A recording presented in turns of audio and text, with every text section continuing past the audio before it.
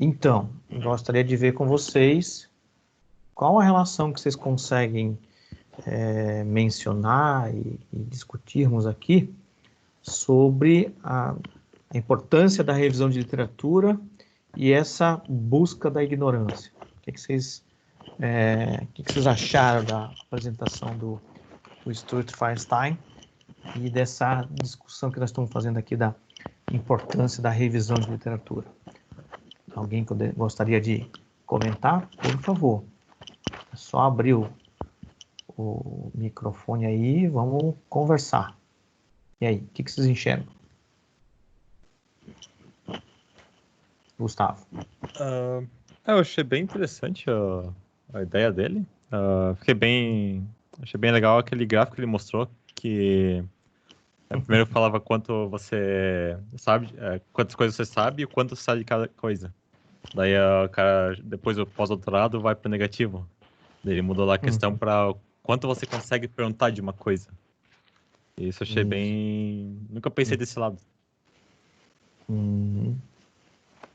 E para poder perguntar, você tem que saber o que perguntar, né? Sim. Esse é o grande... Perguntar qualquer coisa. Esse é um dos principais pontos que ele defende ali, né? Uhum. Mais alguém gostaria de colocar alguma coisa? Por favor, pessoal. Professor? Thiago. Oi? Pode falar, Thiago. Acho que é um macro mais interativo daquela questão da sabedoria e da inteligência, né? Que ele fala que sábio é quem aprende com os erros dos outros, né?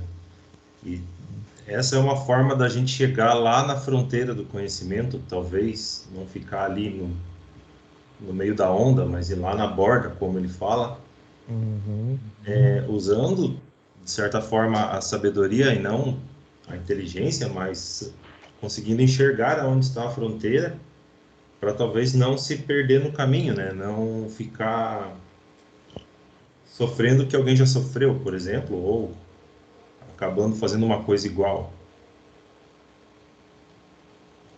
Certo. Professor. Oi. Isso também é mencionado naquele livro que você havia comentado em aula, que é sobre a pesquisa bibliográfica. Eu não me lembro o título, mas é o principal lá que você havia comentado, que ele narra a história da construção da ponte, né? Que tinha o problema da catapulta, e então ele ficou tentando e esse problema já tinha sido resolvido e não teve nenhuma base, né? Então acho que também faz relação com isso que é mencionado no livro. Então a revisão literária em si seria essa identificação do que já foi resolvido, do problema, e o que pode ser feito daqui para frente. Tá. A gente vai comentar do livro do professor Raul Václavic. A gente vai comentar a questão da pesquisa da ponte mais adiante, dentro de um contexto um pouquinho diferente. Mas ali é um bom exemplo, né, de solucionar problemas não pelo empirismo, que foi o que eles fizeram, né? Vamos testar uma coisa, vamos testar outra. E sim, quais são as melhores opções para a gente resolver um determinado problema. Então a gente vai voltar na ideia da ponte, tá? Eu só queria fazer uma rápida correçãozinha. Isso é bem comum, a gente chamar de revisão literária ou revisão da literatura. Qual que é a diferença?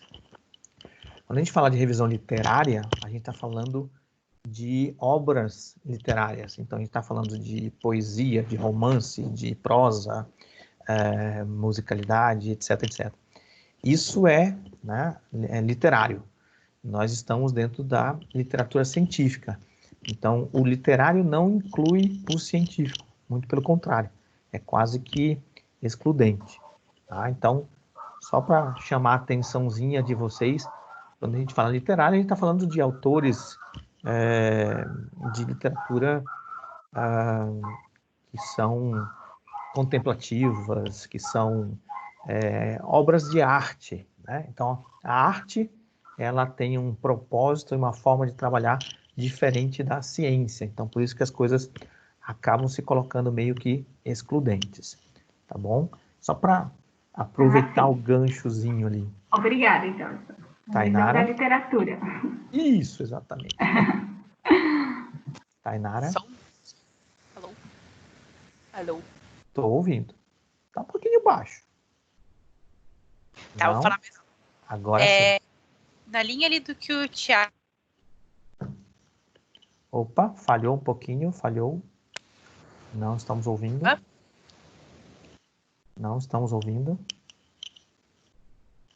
Não estamos ouvindo. Não estamos ouvindo. Vou passar para outro, depois a gente volta ali, tá? Acho que o Lucas quer falar também. O Lucas está com o microfone aberto. Depois a gente volta ou para a Tainara ou para a Gabriela, quem tiver com o microfone aberto. Então, Lucas, primeiro. Eu gostei do jeito que ele abordou ali a questão da educação hoje em dia na escola, onde mesmo os alunos que gostam da ciência, depois de passar tanto tempo tendo a mesma metodologia cansada, acabam desistindo, né, de seguir esse caminho científico pela maneira que o conhecimento ele é passado, né, de uma forma que você tem que, como ele diz, engolir o conteúdo e depois cuspir numa prova. E fica por isso mesmo, você acaba voltando sem nenhum conhecimento. Isso. Acho que é bem relacionado à questão do conceito que as pessoas têm de cientista, né? Que ele comenta lá também, os modelos de ciência, o que é ciência, o que é conhecimento científico, como se fosse acúmulo de informação, né? O iceberg, o puzzle, etc. Quando, na verdade, e eu acho que isso é uma coisa mais interessante, que eu acho que a gente tem que entender. A fazer ciência é muito mais o processo do que necessariamente o resultado. Porque se a gente for estar sempre preocupado com o resultado, a gente cai na armadilha de sempre querer um resultado bonito, bacana, importante. Mas todo resultado, desde que a pergunta esteja correta, seja uma boa pergunta, todo resultado, ele vai ser um resultado novo, ele vai ser um resultado importante.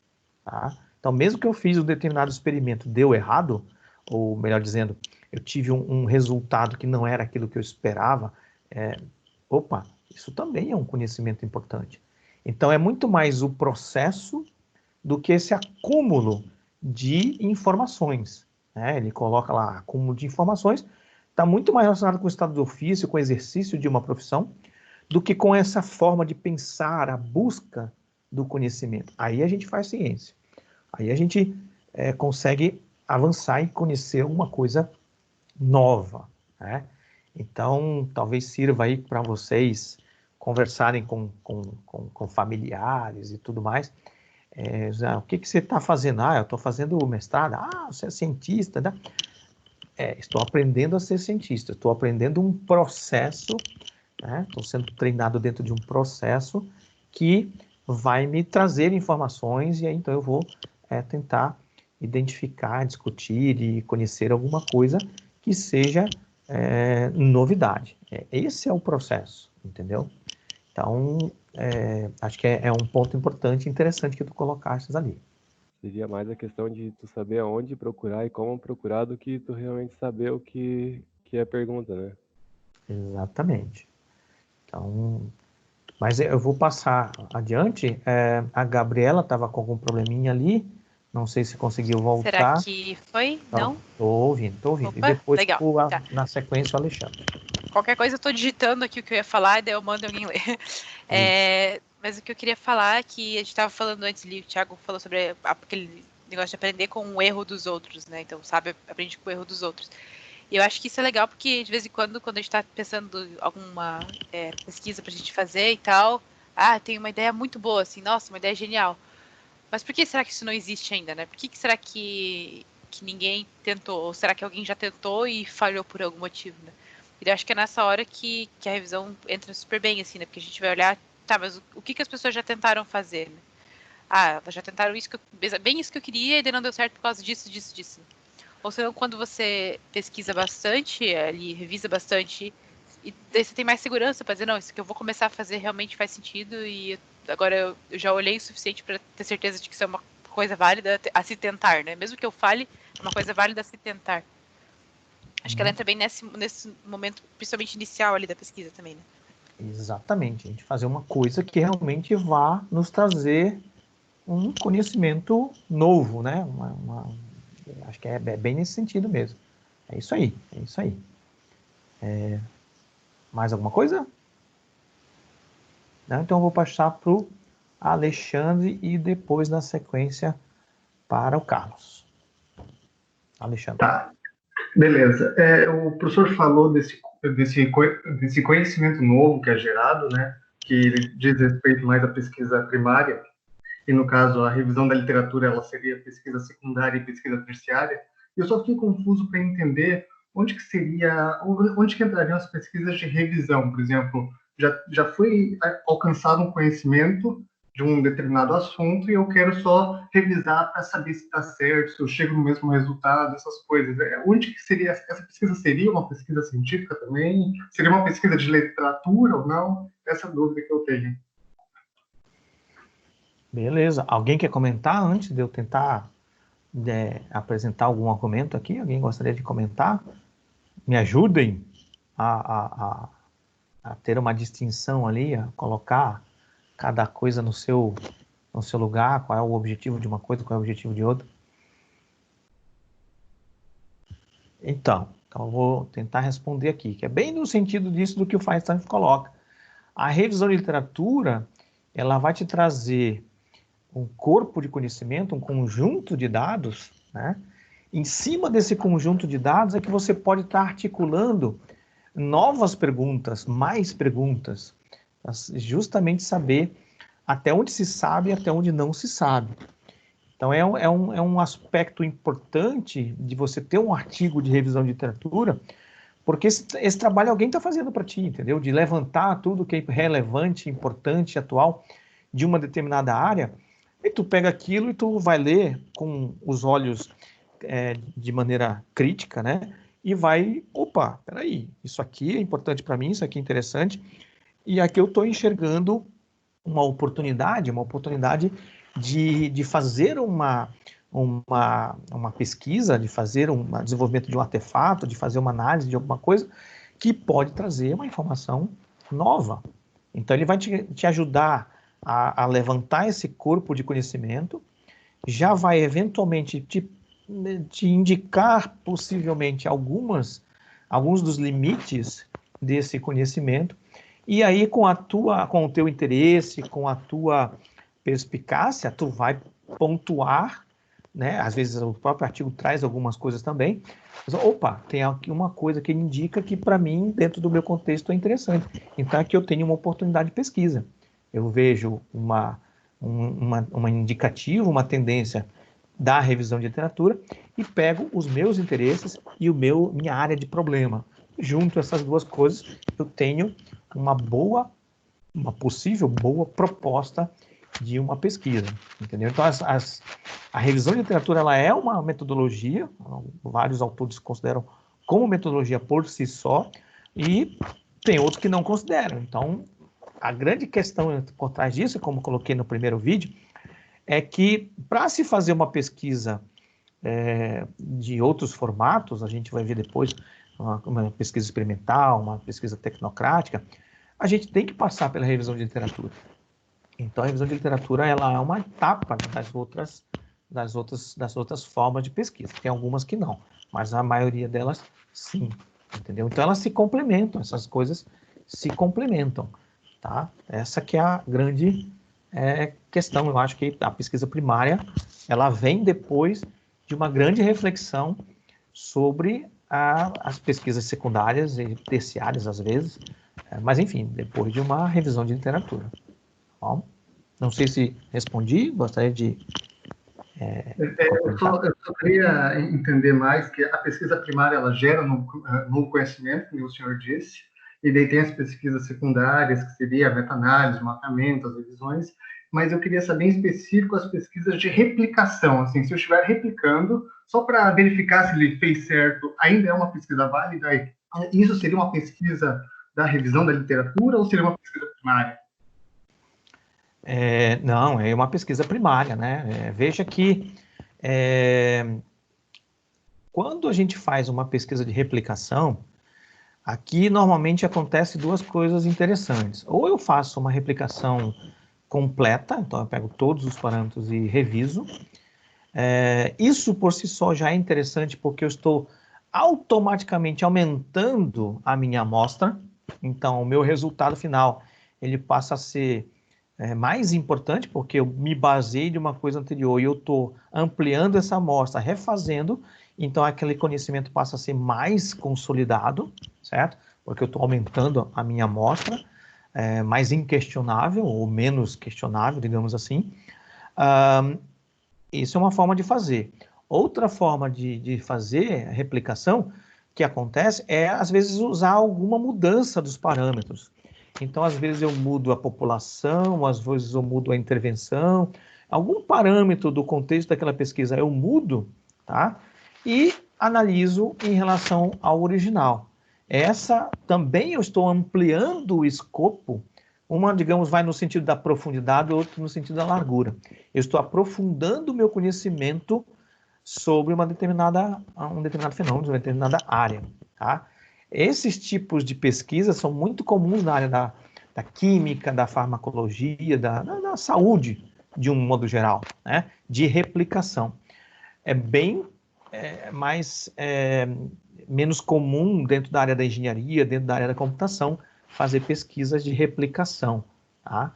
Então, mas todas elas têm o seu valor, com certeza. Vejam que, por mais que eu esteja fazendo uma replicação, não me exime de fazer uma revisão de literatura. Se você pegar um artigo da área da saúde, por exemplo, você vai ver que muitos deles já começam fazendo um experimento, às vezes é uma replicação, e ao final de todo esse levantamento de dados, ele vai discutir os resultados, vai discutir os processos, vai discutir o rigor, baseado no que outros trabalhos fizeram. Ele pode até chegar no mesmo resultado, pode confirmar uma coisa que já existe, mas ele tem que justamente comparar o dele com o dos outros, entendeu? Não é assim, eu repliquei o trabalho ali e deu igual, acabou, é isso aí. Não, pera lá. Vamos discutir esses dados, vamos discutir eventuais nuances que tenham sido feitas, até porque eu entendo que é muito difícil, segundo o Einstein, impossível, de fazer um experimento repetidas vezes com as mesmas condições, né? O Einstein dizia que nunca, em momento nenhum, você vai fazer um experimento idêntico, né? Porque o universo, de um segundo para o outro, ele já se reconfigurou. Mas, em termos da ciência positivista que nós temos hoje em dia, a gente considera que muitos desses efeitos cósmicos ou microscópicos não afetam a grande base da ciência que nós temos hoje dentro do nosso contexto da vida, da sociedade e da física que a gente vive e que a gente consegue perceber, digamos assim, a olho nu, entendeu? Você conseguir responder, conseguir diferenciar aí? Sim, perfeito. Muito obrigado, professor. Imagina, pessoal, me ajude aí, pessoal. Quem que estava na sequência? O Carlos está com a mão levantada ali ainda. Opa, estou usando aqui o que a ferramenta proporciona. Essa mãozinha levantada é engraçada. Eu gostei muito do... O problema da mãozinha é que na lista aqui ao lado das pessoas, ele não diz qual foi a ordem da mãozinha. Falta Entendeu? isso, Então... Mas tudo bem, eu estou anotando pela percepção aqui. Não, Vamos lá, Carlos. Sem problema. Eu achei que a escolha do vídeo para a aula foi extremamente feliz. Porque na etapa atual, a gente está fazendo uma revisão da literatura, né? E está buscando o saber o máximo possível sobre o nosso tema, sobre a nossa área, né? Mas isso não é o suficiente. A gente tem que buscar, com base no saber, o que ainda a gente é capaz de perguntar sobre aquilo. Porque é ali que deve estar o nosso projeto, né? É ali que a gente vai, de fato, contribuir. Senão vai ser uma revisão. Senão vai ser uma revisão, vai ser uma pesquisa secundária, não vai ser uma pesquisa de um projeto de investigação. Eu gostei muito, serviu bastante para o momento que eu estou agora. Beleza, obrigado. É isso aí. Esse vídeo já Acho que eu consegui resumir, né, o que ele passou, mas se eu fosse resumir, seria isso. Isso. É um vídeo até já um pouco antigo, mas realmente eu mantenho ele porque eu acho que o cara é muito bom, né? O Stuart é muito gostoso de ouvir, do jeito que ele faz. Fora o exemplo que ele dá ali da robótica, que já está ultrapassado, né? Não sei se vocês perceberam, ele fala que não existem robôs bípedes, e hoje em dia nós já temos robôs bípedes, robôs quadrípedes, isso? Quadrúpedes, que são autônomos, isso já existe mesmo, já tem aí até uns 4, 5 anos. E ele é anterior a essa evolução, e essa evolução dos robôs, principalmente dos bípedes, ela veio muito mais do ponto de vista tecnológico do ponto de vista conceitual, porque saber como manter um determinado corpo em equilíbrio, a física, a mecânica, toda já existia. O problema é que antes não existia condições de processar isso em tempo real, aí eu estou usando tempo real no conceito correto de tempo real, né, exato de tempo real, não existia condições de ter processamento em tempo real para a resposta previsível aí dentro desse contexto. Hoje em dia já temos, né, nós temos no celular muito mais poder de processamento do que levou o homem à Lua. Então esse gap tecnológico já foi alcançado, então ele estava num contexto diferente, tá?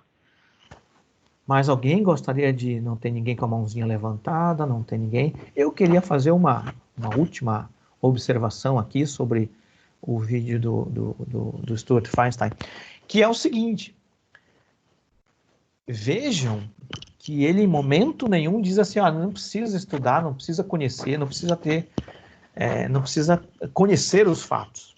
Ele não chega nesse item. Ele, muito pelo contrário, é importante a gente conhecer. Quanto mais a gente conhece, mais a gente tem condições de fazer perguntas boas, né? De exercitar uma ignorância no sentido correto da palavra, que é o que não se sabe. Então, o que eu trago para vocês é o seguinte: a revisão de literatura, como a gente colocou antes, ela traz esse conhecimento, aquilo que você deve conhecer, ela mapeia os conhecimentos, e você tem que estudá-los, você tem que conhecê-los, porque faz parte dentro de um contexto, tá bom? E é uma coisa interessante, eu vou colocar para vocês me digam, para quem já está no segundo semestre, mas para quem está no primeiro, depois no segundo me responde isso. Vocês vão ver o seguinte: à medida que vocês vão tomando conhecimento da área de vocês, lendo artigos, eu vou deixar de novo a pergunta. Se isso é verdadeiro, vocês me digam. Se não for, no futuro vocês me contradigam. Mas você vai lendo, você puxa, isso aqui é legal, nossa, que coisa interessante, meu, que sacada legal, nossa, que experimento bem pensado. Você vai conhecendo coisas, né? E aí, poxa, então, cara, eu tenho uma pergunta em relação a isso que está acontecendo. Eu consigo ver uma dúvida, consigo ter uma dúvida que vá adiante. No começo você tem todas essas dúvidas e a coisa vai crescendo. Você até pode se sentir um pouco entusiasmado por essa curiosidade, tá? Só que logo em seguida você vai ver, alguém já testou aquilo, alguém já fez aquilo, alguém já experimentou, alguém já analisou, né? E aí, opa, então tá, então vamos ver o que mais essa pessoa trouxe. Trouxe um detalhezinho aqui a mais. E vamos ver que ao longo do tempo, aquelas primeiras perguntas que você achava que era grande novidade para você, ao longo do tempo você vai estudando, opa, alguém já fez, opa, isso aqui já tem uma forma de fazer, já tem um conhecimento em relação a isso. Então você vai perdendo essa facilidade, porque tudo é novo no começo, né? Tudo é novo e você está aprendendo, tudo é novidade.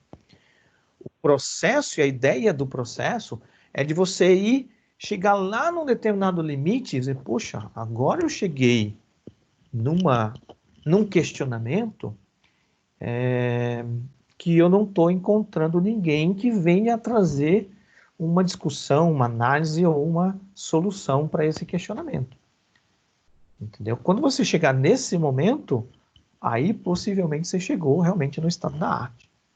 Então, assim, as perguntas que a gente faz no começo do processo de pesquisa, elas estão imaturas porque a gente não tem esse conhecimento amplo.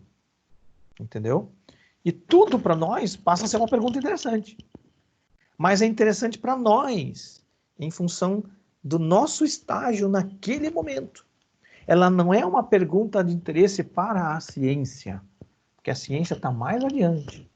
Então, mais uma vez, a gente precisa conhecer bastante, a gente precisa estudar, a gente precisa aprofundar, até que a gente chegue nesse limiar. Opa, essa pergunta agora, essa situação agora, é uma situação diferente. Eu não estou conseguindo ninguém que tenha, eu não consigo perceber que ninguém esteja explorando esse questionamento. Entenderam da importância de realmente levantar o corpo de conhecimento, de realmente estudar esse corpo de conhecimento, mas esse é um processo, eu tenho que continuar. Não é um negócio que eu chego ali em 2, 3 semanas, eu estudo meia dúzia de livros e pronto, acabou. Não. O limite do conhecimento vai na medida que eu vou estudando e vendo como que o conhecimento vai se desdobrando, tá bom? Essa era uma observação que eu gostaria de fazer sobre o vídeo do Feinstein. Eu acho que é muito nesse sentido do que é a ignorância, o real conceito de ignorância, né? Nada pejorativo. Beleza? Professor, Sim? desculpa, eu esqueci de levantar a mãozinha, eu me empolguei agora. Não, pode. Se não tiver mais ninguém, não tem problema. Tá. Falar. Com qual régua a gente mede uma boa revisão, ou quando que eu sei que ela está boa e está satisfatória, uma boa revisão da literatura?